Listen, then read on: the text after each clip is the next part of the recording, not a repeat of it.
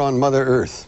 Wishful thinkers and true believers say that an alien force is visiting our planet and leaving telltale signs. Others insist that there has to be a rational explanation. Now, we take no sides here, but instead we asked Bob Brown, a level-headed fellow, to journey to where the circles are. Like many great stories featuring strange phenomena, the setting seems calm and perfectly normal, perhaps too normal. This tranquil and wholesome setting in south-central England, once the ancient kingdom of Wessex, has been an agricultural breadbasket since the Romans ruled here. For centuries, these fields have stood the test of time.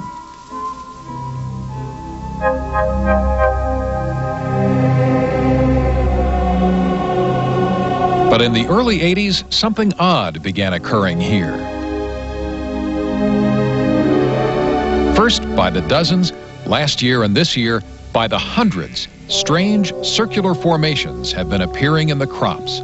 Some are only a few inches across, some are as large as skating rinks.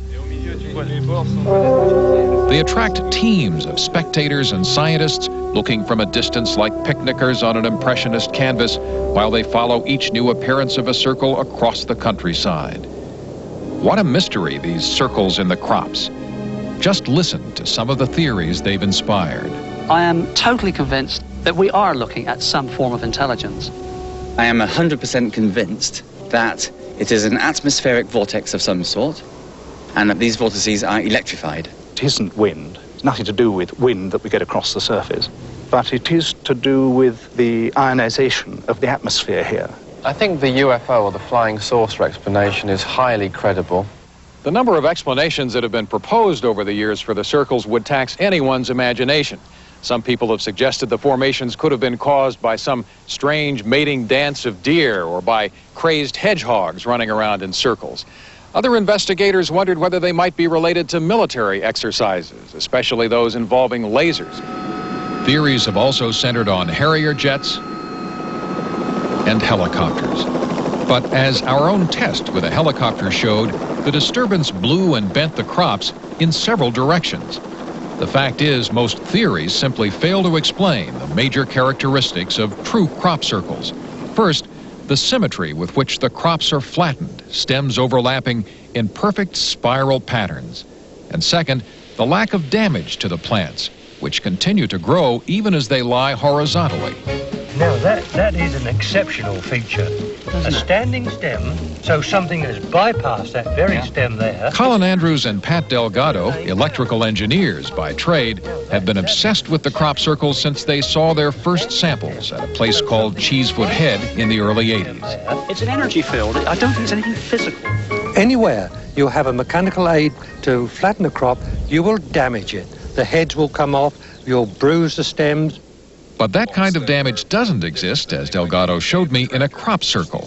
One very significant difference is that you can see here, these are bent over, and they're not broken at all, they're gently bent over. So some energy has induced these plants to lay over without breaking.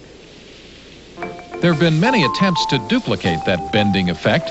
The British Broadcasting Corporation enlisted some army troops to try to create crop circles, with results that looked credible, but which experts say caused too much damage.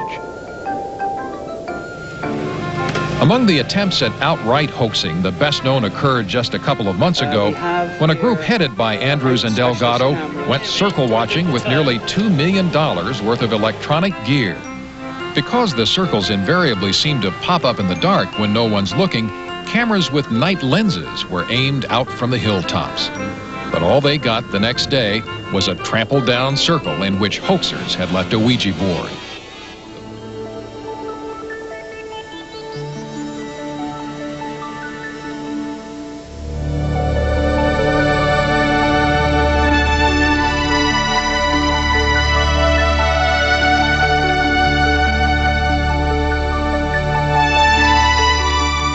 What makes the puzzle even more intriguing is that circles have long been the stuff of legends in the English fields we visited, and some experts suggested that we look into connections that could have their roots in ancient times. Mysteries involving circles and rings abound in the British Isles. Prehistoric people built more than 900 stone rings that archaeologists know about, some with amazing mathematical precision. The most famous is Stonehenge here on Salisbury Plain, where the initial construction was begun almost 5,000 years ago. The layout of the stones allows precise observations of the moon and sun. But the overall purpose behind the design and construction of this ancient circular temple remains a mystery that has stimulated imagination since the beginning of history.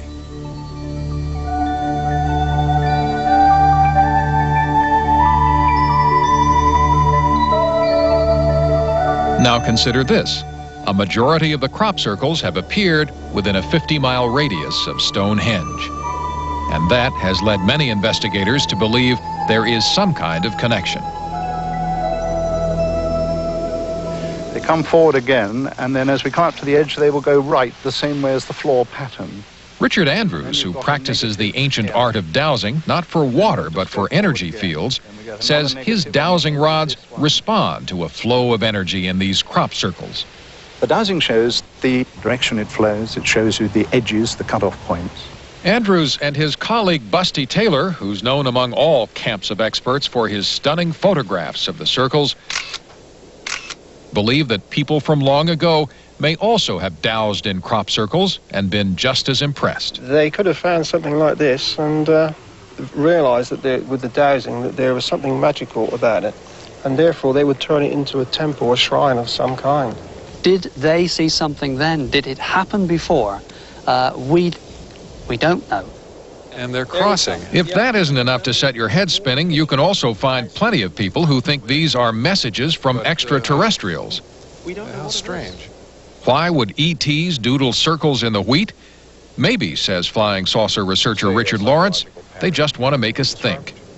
Why are they here? What is their message? What have they got to say? And you find there is a subtle psychology behind the sightings that take place. They're not out to openly force us to believe in them, but they are giving signs, they're giving indications, they're subtly preparing for their coming, if you like. And these circles could fall into that pattern.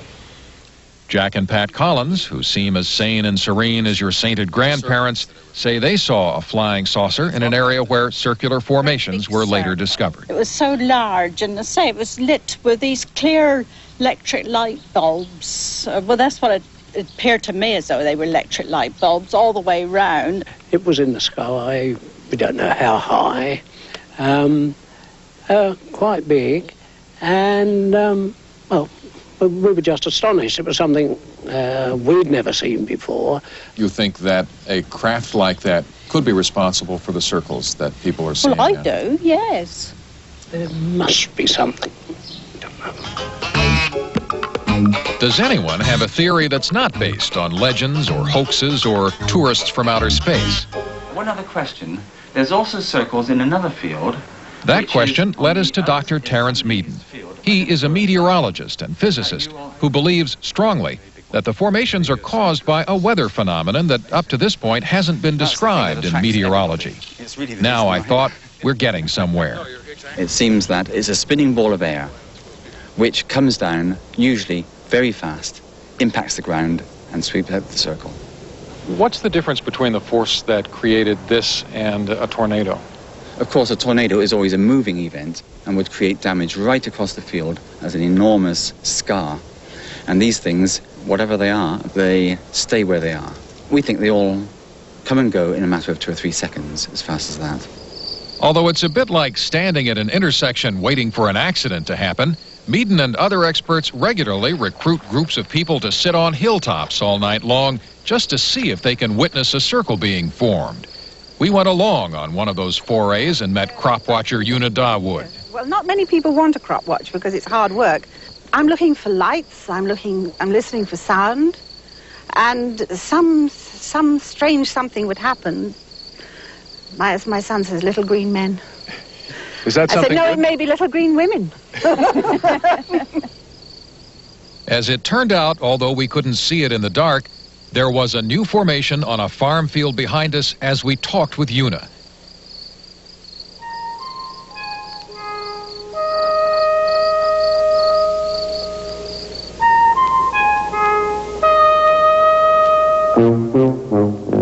Daylight revealed it to be one of the most spectacular ever, spanning hundreds of feet from end to end. Experts said this was not a hoax, and the complexity and angles of the pictogram made the weather theory much more difficult to accept. It served to illustrate the whimsical ability of these patterns to evolve into new forms, just as the pundits are getting close to new theories. As soon as someone comes up with a good idea, the next one comes along and says, you think again. And whether they're made by flying saucers or weather phenomena or one of the 20th century's most elaborate hoaxes, the circles do exert a kind of positive energy in one sense. They make us think about our place in the scheme of things, speculate about what some greater or wider